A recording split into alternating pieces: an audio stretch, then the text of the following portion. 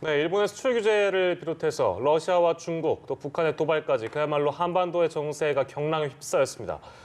북한이 오늘 아침에 단거리 발사체 2발을 발사했는데요. 무엇보다 판문점 회동 이후 비핵화 실무 협상이 재개되려는 시점에 나온 북한의 도발, 그 의도가 무엇인지에 대해서 관심이 쏠리고 있습니다. 네.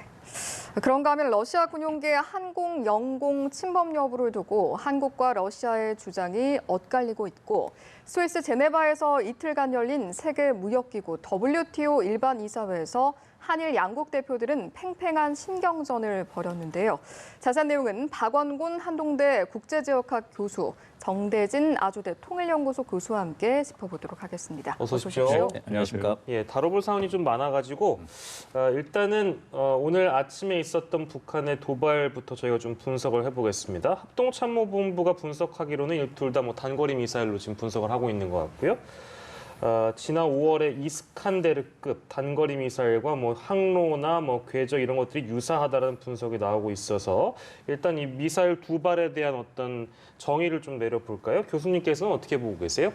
지금 한간에 지금 나오고 있는 얘기대로 예. 지난 5월에 발사된 발사체, 단거리 미사일과 아마 유사하다고 생각이 되고요. 예. 하나는 이제 430km를 날아갔고 하나가 690km를 날아가서 한 200km 이상 더 사거리가 예. 연장이 됐잖아요. 그래서 이게 뭐 신무기가 아니냐 뭐 이제 이렇게 보고도 있는데, 근데 미사일이라는 게 뭐 탄도 무게를 줄이거나 이제 기술적으로 하면 200km 정도는 충분히 더 나갈 수 있는 것이거든요. 예. 뭐 그 사이에 새로운 신무기가 나왔는지 이제 그거는 궤적 분석 같은 거를 또 군 당국이 한 거를 보도를 이제 해야 알 수 있는 것인데 예. 지금으로서는 뭐 그 짧은 기간에 새로운 신무기를 또 지금 북한이 내놨기보다도 예. 전에 했던 그 단거리 미사일들을 좀 사거리를 높여서 동해상으로 발사하면서 어쨌든 대외적으로 좀 메시지를 전하려고 하는 것이 높은 그런 상황이다 이렇게 보입니다. 예, 오늘 오전, 그러니까 거의 새벽에 우리 시간 새벽에 네. 있었던 발사였고 시기도 그렇고 방향도 그렇고 뭐 여러 가지로 좀 의도가 있다고 보는데 일단 같은 질문을 우리 박원곤 교수께도 드리겠습니다. 일단 미사일을 어떻게 보고 계시는지요?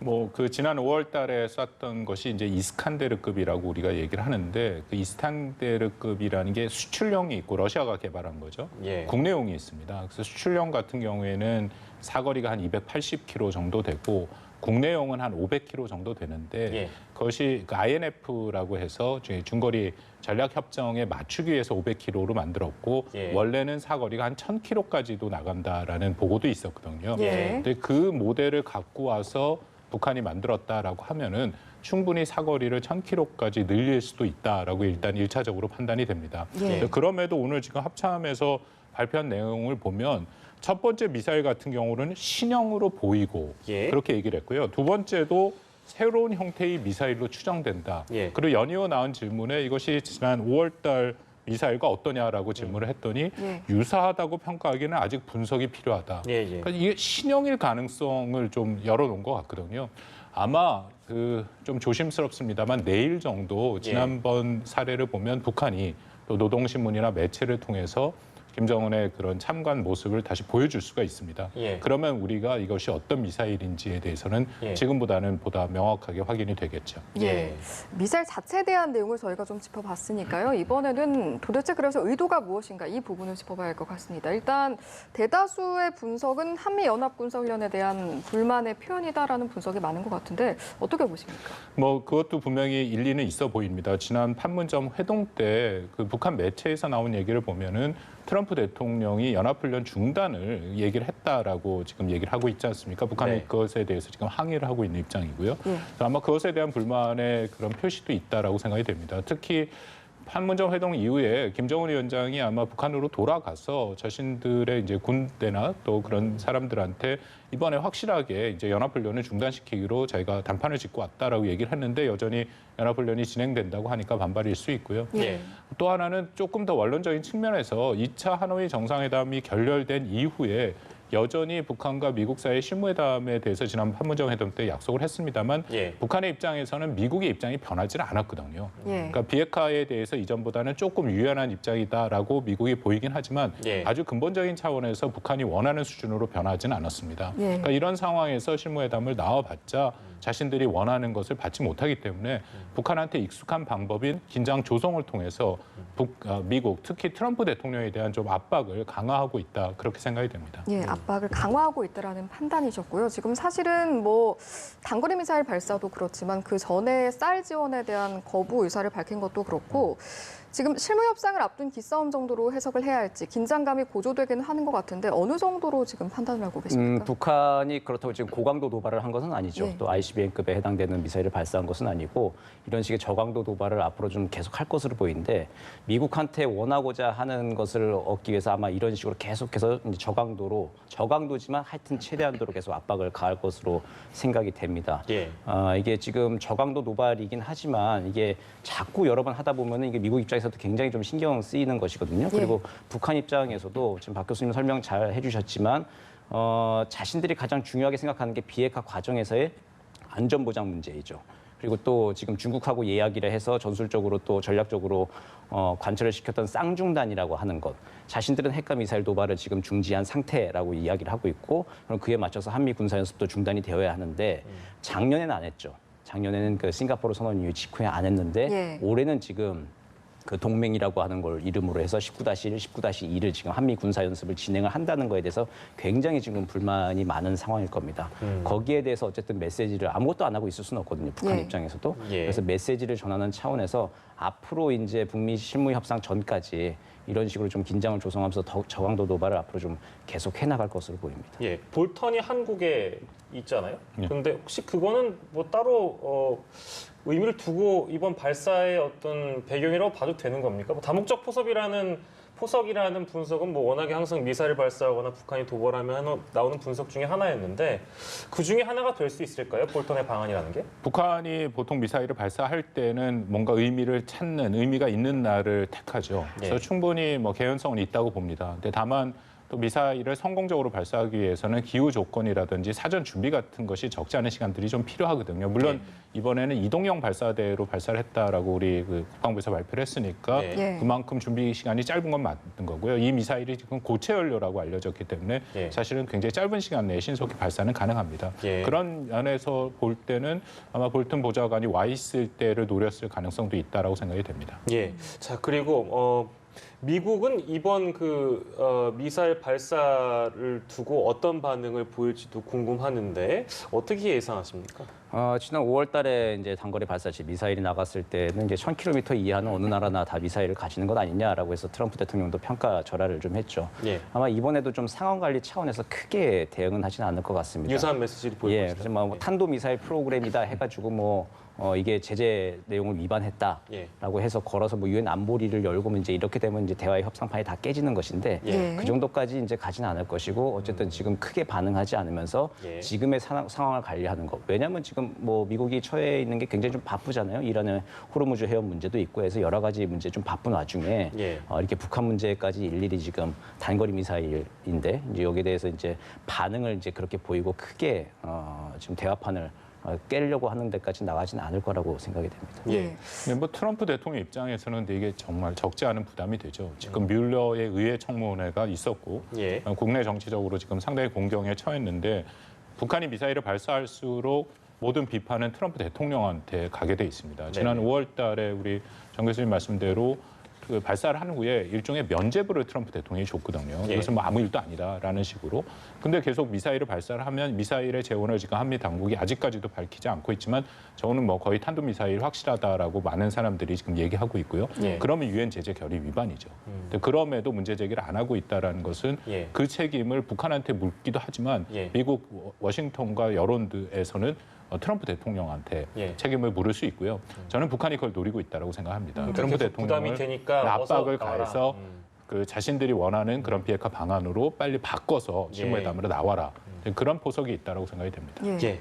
사실은 이제 북미 모두 큰 틀에서는 판 자체를 흔들기는 원하지 않는다라는 평가이신 것 같아요. 그런데 지금 북미 고위급 회담이 사실은 ARF에서 리용호 외무상과 폼페이오 장관이 만날 것으로 기대가 됐었는데 이 역시 리용호 외무상이 참석을 하지 않겠다라고 했다고 전해지고 있거든요. 혹시 이 실무 협상의 어떤 흐름에 좀 변화가 생기거나 그럴 가능성은 없을까요? 저는 북한이 나름대로 지금 굉장히 강력하게 뭔가 승부를 걸고 있다라는 생각이 들거든요. 예. 지난 판문점 회동 이후에 실무 협상을 통해서 뭔가 풀어가기로 했는데 그것이 정확한 이유는 모르겠습니다만 북한이 원하는 것만큼이 안 되고 있는 상황이고 예. 북한의 일련의 그 1, 2주 사이의 행위를 보면 나옵니다. 처음에는 외무성 대변 담화를 통해서 동맹 19-2에 문제 제기를 했죠. 그러면 실무 협상에 영향을 준다. 예. 그리고 나서 그 다음에 엊그저께 잠수함을 보여줬습니다. 예, 예. 근데 그것은 북한이 처음에 말로 얘기를 하죠. 그 다음에 뭔가 눈으로 보여주고 그 다음에 행동으로 나가는데 바로 미사일을 쐈죠.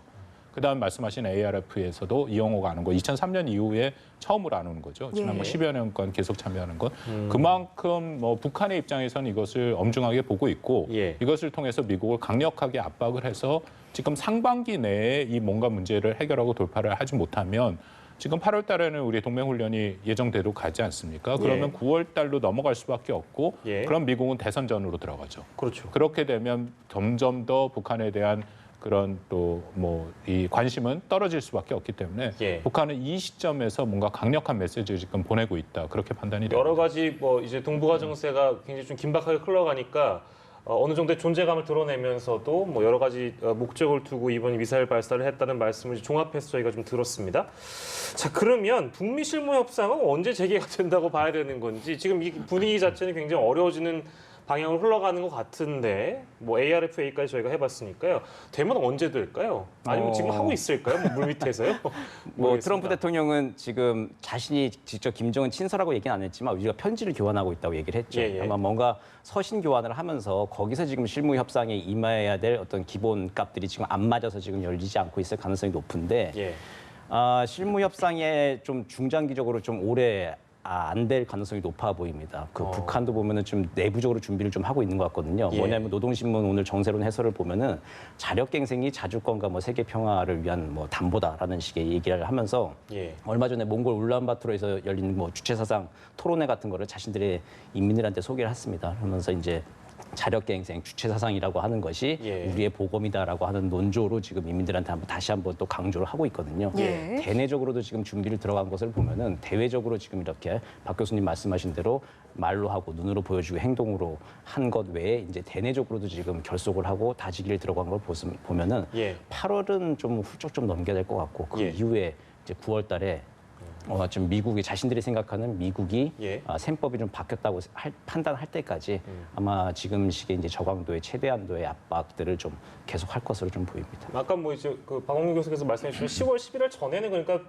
되도록 이루어지게끔 해야 이게 얘기가 정상적으로 돌아가겠네요. 그 플랜대로 그러면. 뭐 북한 입장에서는 시간이 많지 않죠. 연말까지로 시한을 정해놓긴 했지만 지금 이미 경제 압박이 굉장히 강력하게 작동하고 있는 상황이기 때문에 예, 예. 시간이 뒤로 미를수록 북한의 입장에서는 어려움이 가중될 수밖에 없습니다. 네. 알겠습니다. 저희가 이제 북한 미사일 이야기를 해봤는데요. 좀 연결을 시켜서 짚어보고 싶은 것이 시기가 참 공교롭게도 지금 중국과 러시아가 카디즈를 침범해서 굉장히 논란인 가운데 좀 일어나지 않았습니까? 사실은 이제 과거 냉전 전엔 또 북중러 동맹이 지금보다도 더욱더 공고한 상황이었기 때문에 시기적인 측면에서는 좀 어떻게 들여다볼 수 있는 부분이 있을까요? 뭐 나중에 뭐 그 비밀 해제가 되거나 역사 그 외교 문건들이 그러면 뭐 또 좀 파악해 볼 수 있는 게 있겠지만 지금은 다 추정을 할 수밖에 없죠. 그럼 뭐 쉽게 추정을 해보는 게 이렇게 북중러 간에 이제 고위급들, 그러니까 최고 지도자급에서의 뭔가 모종의 좀 합의가 있고 큰 그림 차원에서 지금 뭐 행동을 일종에 좀 맞춰서 한 거 아니냐라고 하는 거 우리가 쉽게 추정은 해볼 수 있겠는데 예. 이제 그게 참 뭐 증거는 없죠. 증거는 없고 지금 뭐 시기들이 맞아 떨어지다 보니까 이제 우리가 이제 그렇게 보는 것일 건데 이건 해석의 해석할 수밖에 없는 것이고. 예. 근데 이게 이제 북한 같은 경우도 지금 존재감을 가시할 수 있는 방법이 생각을 해보십시오. 이게 중국과 러시아는 명확하게 보면은 그 합동 비행 훈련을 한 거예요. 예, 예. 근데 이제 북한은 지금 뭐 그렇게 할 수가 없는 상황이죠. 예. 그러니까 한미는 군사 연습을 그대로 또 하고 있는데 예. 북한을 끼워서 중국과 러시아가 지금 뭐 연합 훈련을 하거나 지금 그러고 있지 못하고 있죠. 그러니까 북한이 고작 할 수 있는다라고 하는 것이 이게 잠수함 보여주고 예. 이게 단거리 미사일 발사하고 하는 그 정도이거든요. 예. 그러니까 비핵화 과정에 제대로 나서지 않았을 때 중국과 러시아도 원하는 만큼의 자신들의 뒷배가 정말 될 수 있을지에 대해서 예. 북한도 좀 심중히 북한 표현대로 심중히 생각을 좀 해봐야 되는 것이거든요. 예. 그리고 상황을 이렇게 계속 끌고 나갔을 때 그리고 계속 비핵화를 안 하고 저렇게 버티기로 들어갔을 때 뭐 우리 보고 이제 민족의 이익을 생각해라 뭐 오지랖 넓게 중재자 역할을 하지 말라고 하는데 예. 비핵화를 안 하고 지금 상황이 계속 이렇게 교착 국면으로 갔을 때 결국 우리가 열어놓은 그 남북 협력과 뭐 평화의 번영의 그 기회들을 놓쳤을 때 가지게 될 그 민족의 불이익 자체도 예. 좀 심중히 생각해 봐야 할 것 예, 같습니다. 러시아 영공 침범 이야기가 나왔으니까 이 부분도 좀 짚어봐야 할 것 같습니다. 지금 사실은 이제 러시아 차성무관이 기기 오작동이다, 유감을 표명한다 이렇게 밝히고 얼마 되지 않아서 공식적인 입장에서는 사과를 한 적이 없다 이렇게 말을 바꿨단 말이죠. 여기에 대한 배경, 이유 저희가 어떻게 좀 찾아봐야 할까요? 뭐 러시아는 그 인정을 안 할 거다라고들 예상을 했었죠. 그래서 공식 입장이 나오는 거는 뭐 예상이 맞았다라고 생각합니다. 러시아 국가라는 걸 우리가 러시아라는 국가를 우리가 정확히 이해를 해야 되는데 기존에 만들어 놓은 그 국제 질서를 인정 안 하는 부분이 매우 크죠. 뭐 나온 여러 가지 사례가 있습니다만 크리미아를 그 일방적으로 합병을 했지 않았습니까? 그것도 다 문서상 조약상 안전을 보장해 주기로 했는데 사실상 군대를 동원해서 합병을 해놓고 이것은 네. 정당한 절차다라고 얘기하고 있고 지금 우크라이나랑도 사실상 군대를 동원해서 우크라이나의 동쪽의 국경을 점령을 하고 있는데도 그것은 뭐 자신들은 관련이 없다라고 얘기하는 그런 특성이 있거든요. 이건 뭐 자유주의 국가가 아니라 뭐 다시 짜르라고 얘기할 만큼 푸틴의 강력한 그런 집권, 권위주의 체제이기 때문에 뭐 절대로 자신들의 혹시라도 잘못했다 하더라도 인정 안 할 가능성이 매우 높다라고 생각을 했고요. 예. 아니나 다를까 이렇게 얘기가 나왔습니다. 근데 여기서 우리가 중요한 것은 예. 우리 한국이 굉장히 강력히 대응을 해야 된다고 저는 생각합니다. 왜냐하면 이것은 우리 영공이면 영토와 영해랑 마찬가지 아닙니까? 예. 그 침공을 받은 상태고요. 이것에 대해서는 저는 유엔까지도 가져갈 필요가 있다고 생각을 합니다. 왜냐하면 특히 조금 전에 우리 그 연합의 리포트에도 나왔습니다만 예. 이게 증거가 아주 명확하거든요. 좌표에 다 찍혀 있고 레이더상에 나와 있는 거기 때문에 예. 아무리 러시아가 일방적으로 우기더라도 이건 국제사회에 명확히 보여줄 수 있는 증거를 우리가 갖고 있습니다. 예. 이렇게 되면은 이 영공을 침공한 것은 당연히 유엔에 갖고 갈 수 있는 일이거든요. 물론 유엔 안전보장이사회에 갖고 가면 뭐 러시아가 유엔 안전보장이사회 상임 국가니까 거부권을 행사하겠지만 예. 그래도 그 정도로 압박을 해야 예. 다시 재발을 못하게 만드는 방법입니다. 왜냐하면 제가 걱정하는 것이 최근에 카디즈로 중국은 이전부터 카디즈로 많이 넘어왔고요. 예. 근데 러시아도 이쪽 동해로 넘어오는 횟수가 점점 늘고 있죠. 근데 더군다나 이렇게 영공까지 들어온 상황이면 예. 우리가 이번에는 확실히 짚고 넘어가야 된다고 생각합니다. 그러니까 기존에 러시아도 그러니까 뭐 나토 회원국 대상으로 영공 침범을 여러 번 했다라는 뭐 그런 사례도 있었기 때문에 뭐 당연히 부인을 할 것이다 뭐 이런 예상들이 많았는데 근데 뭐 이거 재밌다 표현하면 너무 나간 표현일 수 있겠습니다만 처음에는 인정하는 듯 보이다가 말을 바꾸고 뭐 이런 식으로 행동하는 데는 그리고 지금 뭐 교수께서 말씀 주셨지만 뭐 근거 자료가 명확한데 이렇게 자꾸 부인을 하는 것도 저는 왜 그러는지 모르겠거든요. 교수께서는 뭐 어떤 의도가 있다고 보세요? 뭐 특별한 의도가 있다기보다도 원래 러시아의 원래 패턴대로 그렇습니까? 행동을 좀 하는 것이고 차성 무관의 발언을 이제 뭐 유감 표명을 했잖아요. 예. 근데 아마 차성 무관이 본국으로부터 훈령을 받지 않고 받지 못한 상태에서 좀 뭐 임의로 이야기했을 가능성. 근데 이제 영관급이나 되는 사람이 그렇게 임의로 이야기하지는 않았을 그러니까요. 것이거든요. 네. 근데 뭐 이게 얘기를 했는데 이제 나중에 보니까 이렇게 흘러가면 안 되겠다 해가지고 이제 입장을 예. 좀 바꾸는 것일 텐데 뭐 우리 청와대에서도 뭐 러시아 무관이 얘기하는 걸 듣고 얘기한 공식 입장이잖아요. 네네네. 그 얘기를 듣고 이제 발표를 좀 한 것일 텐데 그 러시아 차성 무관도 이야기한 것에 러시아 내부에 지금 약간 이제 이 본국과 지금 우리 한국에 나와 있는 이제 대사관 사이에 예. 좀 혼선이 좀 있지 않았을까 싶은데 지금 보여지고 있는 러시아의 패턴은 예. 다른 그 국가 사례에서 나와준 것 같이 좀 일관된 입장을 사실은 좀 보여주고 있다. 예. 더불어서 하나 덧붙이면 러시아와 중국이 이번에 이렇게 한반도로 보낸 것은 미국을 이 상대로 한 것이 맞습니다. 미국의 네네네. 인도태평양 전략도 있고 미국의 동맹 정책이 바뀌어가고 있으니까 예. 일종의 시험을 한 거죠. 그래서 예. 러시아 입장에서는 미국이 어떻게 반응할 것인가에 대해서 많이 생각을 하고 있었는데 미국의 반응이 강력하지 않았습니다. 그냥 한국과 일본이 잘 대응하고 있다. 예. 보통 이 정도면은 한미 상호 방위 조약의 한미 동맹 차원에서 확실하게 경고를 해야죠. 이거는 예. 영공을 침범한 거니까 상호 방위 조약에 한반도의 영해, 영토, 영공이 다 포함이 돼 있으니까 이것은 예. 침략 행위다. 다시 재발하면 안 된다라는 경고를 했어야 되는데 미국이 가만히 있으니까 예. 러시아 입장에서는 저도 그 무관이 예. 본국 훈련 없이 얘기 절대 그렇게 못한다고 생각을 합니다. 그랬다가도 모스크바에 생각해 보니까 이거는 입장을 뭐 이렇게 얘기 안 해도 되겠네 예. 하는 입장으로 돌아서서 지금 다시 이렇게 완전 부인하는 모습으로 갔다. 뭐 그런 충분한 추정이 가능하다고 미국의 생각합니다. 반응을 보고 이렇게 움직였단 말씀이시네요. 예, 이렇게 카디즈 침범과 관련한 내용을 짚어봤습니다. 그런데 사실 이 카디즈 침범과 관련해서 많이 좀 이야기가 나왔던 게 한미일 안보 체제의 어떤 틈새라든지 그런 부분을 좀 확인해 보려는 의도가 아니냐 이런 이야기도 나왔었거든요. 그런데 사실은 지금 한국과 일본 또 규제 조치 때문에 대립하고 있는 상황이잖아요. 어제 WTO에서 이사회가 열렸었는데 양국의 전략 좀 어떻게 보셨습니까? WTO 일반 이사회는 뭐 어떤 구속력 있는 최종 결정을 하는 곳은 아니고 강요회의와 좀 다르기 때문에 예. 여론 재판장 역할을 각국의 의견들을 쭉 들어보는 여론 재판장 역할을 하는데 거기서 이제 우리가 세운 전략이라고 하는 것이 이제 대화를 하지 않은 일본. 그러니까 뭔가 좀 얘기를 하는 게 궁색하니까 응하지 않는 일본을 드러내는 게 이제 주요한 전략이었다고 하는데 이제 그 전략을 현상적으로는 좀 잘 드러난 것이죠. 잘 드러난 것이고 지금 그 WTO의 어쨌든 그 수출 규제라고 하는 게 일본은 아니라고 하지만 정치적 문제에서 기원한 이야기를 경제적 조치로 뭔가 지금 가지고 와가지고 지금 문제가 좀 꼬이기 시작한 것이죠. 경제적 조치로 가져온 문제를 또 경제적 조치는 이게 다른 경제 문제가 있기 때문에 경제적 조치를 취했다고 하는 것이 아니라 또 북한이라고 하는 그 안보 문제 때문에 또 이제 수출 규제를 한다라고 하는 얘기를 하기 때문에 그 안보 문제에 관련된 이야기를 하면 그거를 안보에 문제가 있다는 걸 일본이 다 입증을 좀 해야 되는 부담이 좀 있죠. 이제 그런 부담 때문에 지금 아마 일본도 시간이 갈수록 조금 공궁에 처하지 않을까라는 그런 조심한 추정을 해봅니다. 예, 저희 시간이 많지 않아서 마지막 질문을 짧게 좀 박원근 교수께 부탁드릴 텐데 화이트리스트 제외에는 어느 정도 가시화가 돼 있다고 보는 분석들이 많은 것 같습니다.